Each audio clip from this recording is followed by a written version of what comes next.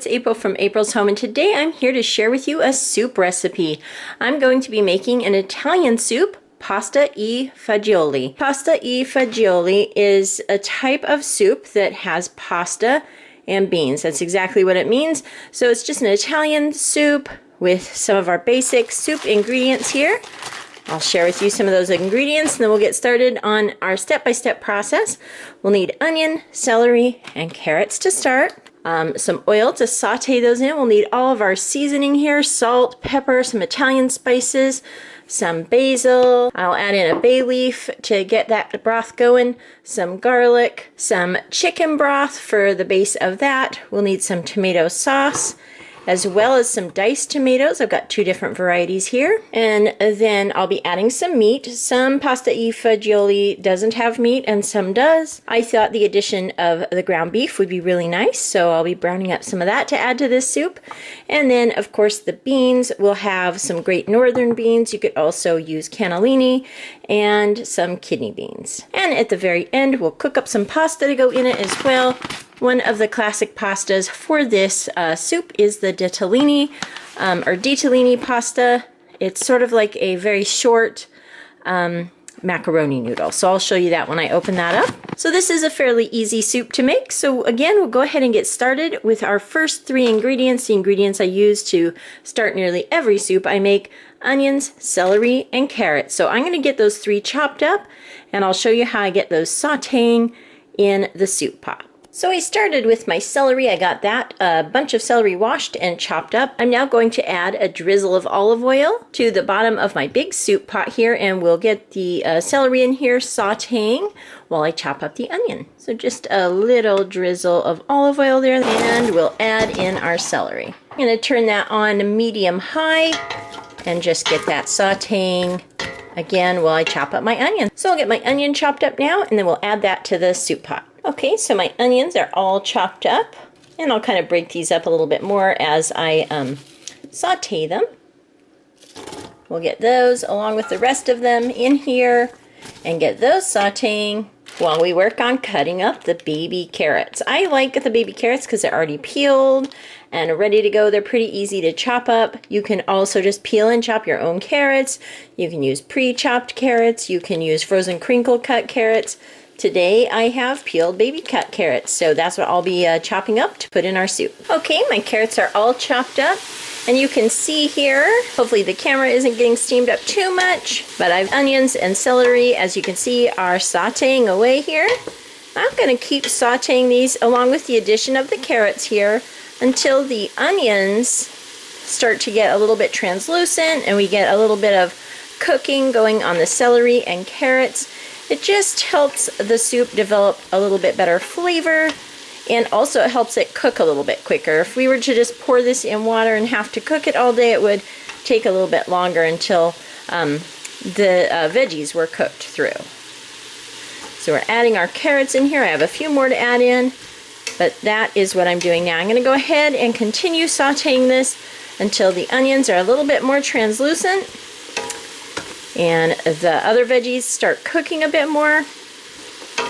If these start to stick or anything like that, you can always add another little drizzle of olive oil. And also, you don't want to cook it on a super high heat because onions can burn very quickly. So I'm going to go ahead and get these sauteing a bit, and I'll come back and we'll start adding the broth ingredients. Okay, so these have been sauteing for a little while. The onions are starting to be translucent. I've added a little bit of broth here just to cut down on the steam while I'm filming here.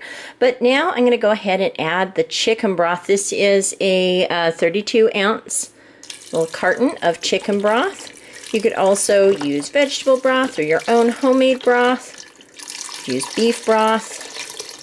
Whatever you have. I have a bunch of chicken broth, so that's why I'm using that now. Okay, so we'll add that. And next we'll go ahead and add our tomatoes. I've got 2 cans of diced tomatoes here, both 14.5 ounce cans. This one is the diced tomatoes that are flavored with garlic, oregano, and basil. I love those. They add a little bit of flavor along with the tomatoes. These are also tomatoes with seasonings, and they are fire roasted, which I also love, and that is also a 14.5 ounce can. And then I'm adding some tomato sauce These are 8-ounce cans, so I'm adding 2 of these. So I have these 4 to add. I'm going to go ahead and get these opened up and we'll add them to the broth. So I have my tomatoes open.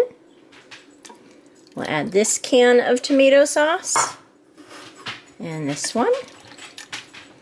We'll also be adding some water to bring the level of this soup up a little higher. Here's our Italian seasoned diced tomatoes and our fire roasted seasoned diced tomatoes. There we go. We'll just give that a stir. You can see it's already looking delicious. Okay, and before this gets going, I'm going to add some of my seasonings. As I mentioned with all of my soup recipes, I season them beginning, middle, and end, just to help develop that flavor. So we'll just add some pepper to taste here and some salt. And again, I don't like to be too heavy-handed at first. You can't remove it, but you can always add it. So I like to go easy with my first addition of spices. I've got some Italian seasonings here. This is just an Italian seasoning mix that I get at Costco. Any Italian seasoning mix will do just fine. I like to add a little bit more of the basil. I like that basil flavor in Italian cooking. I'm going to give that a stir. And we will start this simmering away.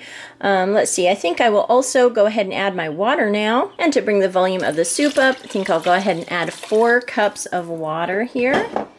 Again, I'll heat this up probably to like a just below high heat, but I'll really keep an eye on that. I just want to get this to a simmer, and once it's to a simmer, I'll turn that down to probably medium-low and just make sure I keep that at a simmer.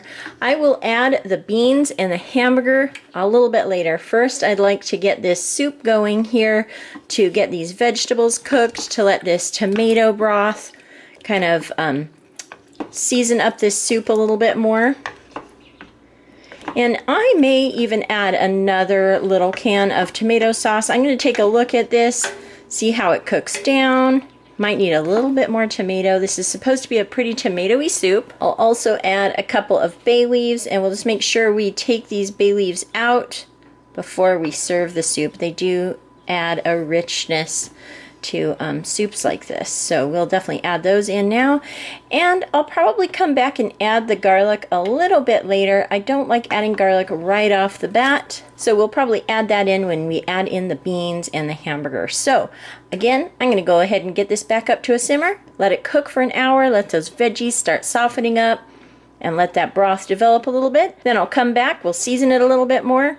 Test how the broth is doing, and then we'll cook up our hamburger, drain that, and add the canned beans that I'll also drain and rinse when I come back after this is cooked for a bit. Okay, so my soup's been cooking away for about an hour, and now I'm going to go ahead and cook up my ground beef. This is a leaner ground beef. It doesn't matter what type of beef you use as long as you drain off any fat that's left over before you add it to the soup. So I'm going to go ahead and get this in a skillet and fry this up. And I'll also be opening up my cans of beans here. These are 15.5 ounce cans. And I've got kidney beans and Great Northern beans. And I always drain my beans in a little strainer and rinse them really well. I'll also be adding some garlic to the soup. But first I'm going to go ahead and cook up my ground beef. Okay, so my hamburger is cooking away nicely here. And I've got my first can of beans, the white beans, or the Great Northern beans I should say, all drained and rinsed. Now I'll add that to the soup. I'm going to go ahead and get my kidney beans, and here are the kidney beans. We'll add those in.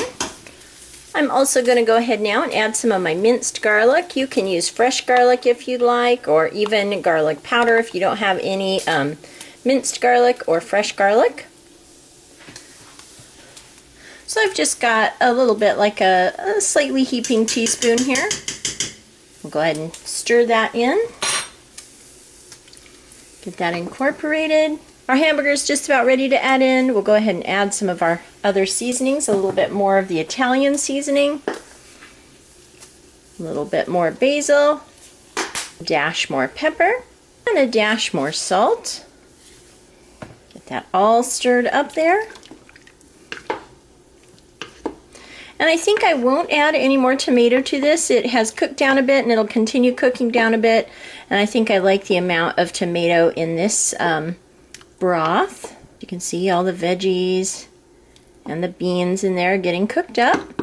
And our hamburger's all cooked up here. It was nice and lean, so there was hardly anything to drain off. So we'll go ahead and add that to our soup as well. Okay, so I've added my hamburger, my beans, added a little bit more seasoning here. The broth level is doing great, so I don't need to add any more water or anything like that. I'm gonna go ahead and bring this back to a simmer and let it cook away until all the veggies are cooked through, nice and soft. Probably at least another hour. And before that, I'll go ahead and check it for its final seasoning, see what else it might need. Towards the end, I'll just sample the broth there with a tasting spoon. And also, we will be cooking up our pasta. I do not add the pasta directly to my soup. I cook it separately. I get it cooked and then drained, and I serve it alongside with the soup in the individual bowls so people can put in how much pasta they like. And then also so that when I store the soup, the pasta doesn't get extra soggy by sitting in the hot liquid. So that's how I always serve my soups with pasta. And I'll go ahead and show you that. I'll be back in about an hour to show you how the soup is coming along. It smells absolutely delicious and looks delicious. And then we'll get that pasta cooked up and serve up our soup. Okay, so my soup has been boiling away for a couple of hours now. And I'm just about to give it its final taste. Also got some water here heating up to boil up my pasta. I've got spices sitting out here, and now I'm going to go ahead and taste the broth for flavor. And I think it can use a little bit more salt, just a dash more pepper. I think it's got a pretty good amount of pepper. And I'll add just a bit more of my Italian seasonings, to punch that flavor up a little bit more. Okay, so I'm going to go ahead and let that cook a little bit longer. I'll probably turn down the simmer just a little bit because it's pretty well done. I'll get the pasta water boiling here, make up my pasta, and then I'll come back, serve up the soup, and let you know how it turned out. So I have my pasta all cooked up here. I'm going to go ahead and make another bag of this Ditalini just from Winco here.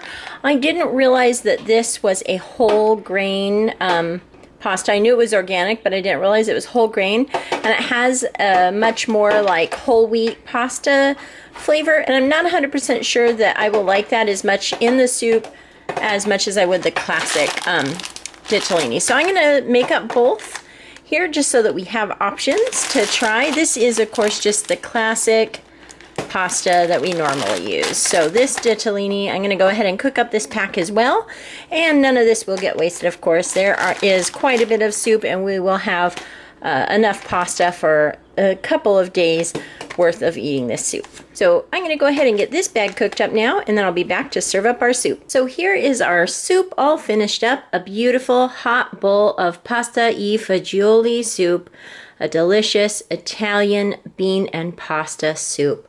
So this is how it turned out. You can see the little noodles all mixed in.